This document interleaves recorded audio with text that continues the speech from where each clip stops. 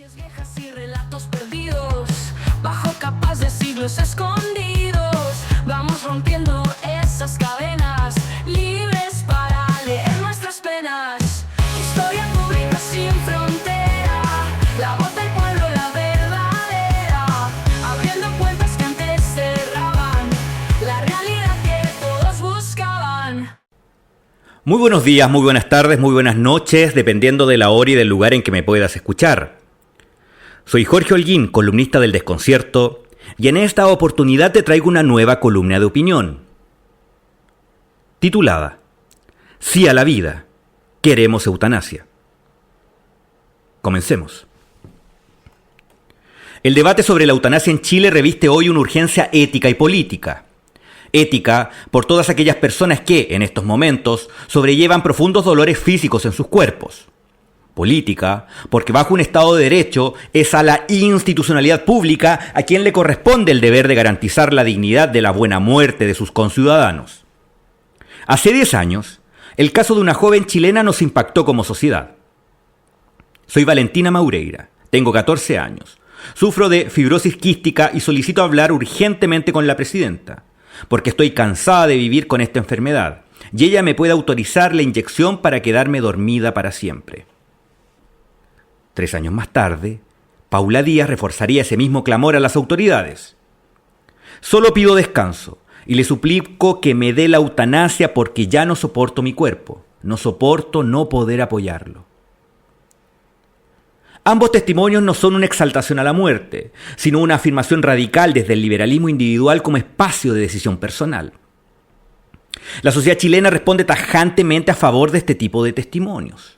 Según la encuesta CEP de octubre de 2024, un 58% cree que la eutanasia debería estar permitida solo en casos especiales, y un 29% siempre, y solo un 11% la rechaza. Es decir, si cerca del 90% de los encuestados está a favor de algún tipo de eutanasia, ya no hablamos de una opinión marginal, sino de una corriente social mayoritaria que exige a nuestra clase política respuestas legislativas urgentes. Quien lidera políticamente esta presión ciudadana es actualmente el diputado del Partido Liberal, Vlado Mirosevic. Al menos desde el año 2011 existe un proyecto pro-eutanasia en el Congreso Nacional, denominado desde 2018 como Muerte Digna y Cuidados Paliativos, el cual actualmente se encuentra en tramitación en el Senado de la República. Si bien, en el mensaje presidencial de 2024, Gabriel Boric anunció urgencia para la tramitación final de este proyecto de ley, lo que llevó a Mirosevic a expresar en una entrevista que yo estoy muy optimista, esta ley va a transformarse en ley para cuando termine el gobierno, lo cierto es que el Ejecutivo ha cambiado en variadas ocasiones su sentido de urgencia. A su vez, en la última cuenta pública de su mandato, Boric no hizo mención directa a tan importante temática. De esta manera, todo pareciera indicar que, si el gobierno no da suma urgencia este año a este proyecto, no tendremos antes de que finalice su mandato la posibilidad de que las personas mueran sin extremo dolor.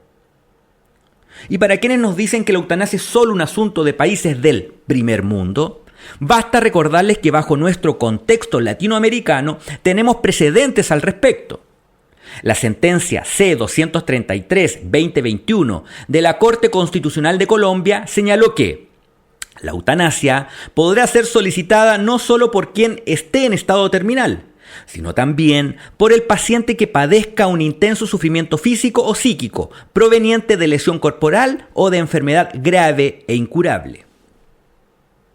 Este tipo de contenidos ofrece referencias jurídicas y éticas viables para países similares al nuestro. No se trata de copiar, sino de aprender de experiencias culturales y políticas cercanas a las nuestras sin paralizarnos por la oposición cerrada, centrada en el dogmatismo teopolítico de sectores conservadores como la Iglesia Católica. Asimismo, en el plano estrictamente político, se evidencia una oposición entre quienes dicen ser la vanguardia de las libertades civiles, los mal llamados libertarios, y sus posturas en dichos temas.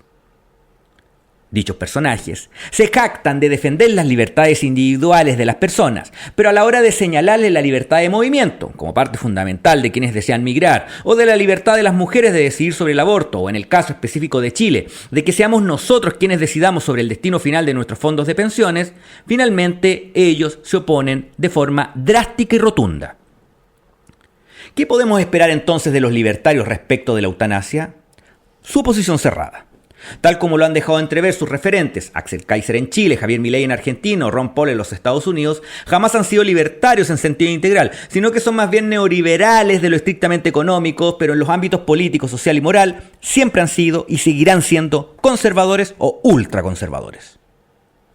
Esas posiciones evidencian una notoria contradicción, ya que exaltan populistamente la noción de libertad, pero restringen las decisiones fundamentales de los individuos sobre su cuerpo, y en el caso específico de la eutanasia, de su sufrimiento personal.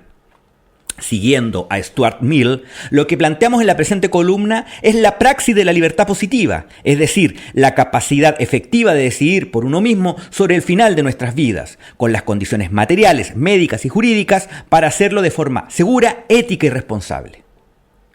¿Qué hacer entonces ante este tipo de escenarios? En el caso de nuestras autoridades, y especialmente de quienes actualmente se están en el poder, actuar. No como dicen los cancerberos de la moralidad, al señalar que nosotros pretenderíamos imponer un modelo de muerte, sino determinar ahora mismo de legislar el proyecto de ley que tenemos en el Congreso, para permitir así, lo más pronto posible, que cada individuo decida sobre su existencia, especialmente cuando el dolor se convierte en una prisión sin salida. Ya que, tal como lo expresó recientemente Susana Moreira, quien padece un trastorno genético progresivo que debilita selectivamente los grupos musculares de su cintura pélvica y escapular, yo creo que si pido la eutanasia no se me van a cerrar las puertas del cielo. No creo que Dios me vaya a castigar por elegir no morir de una manera cruel. Entonces, presidente Boric y señores congresistas, lo que está en juego no es solo la promulgación de una ley que lleva 14 años durmiendo en el Congreso, sino la capacidad de una sociedad para reconocer que hay formas dignas de morir, que igualmente son formas de amar, de respetar y de liberar. Soy Jorge Holguín. Recuerda que nos puedes escuchar también en el podcast Historia Pública, en Spotify y en Amazon y YouTube Music. Nos vemos pronto. Adiós. Bajo capas de siglos escondidos.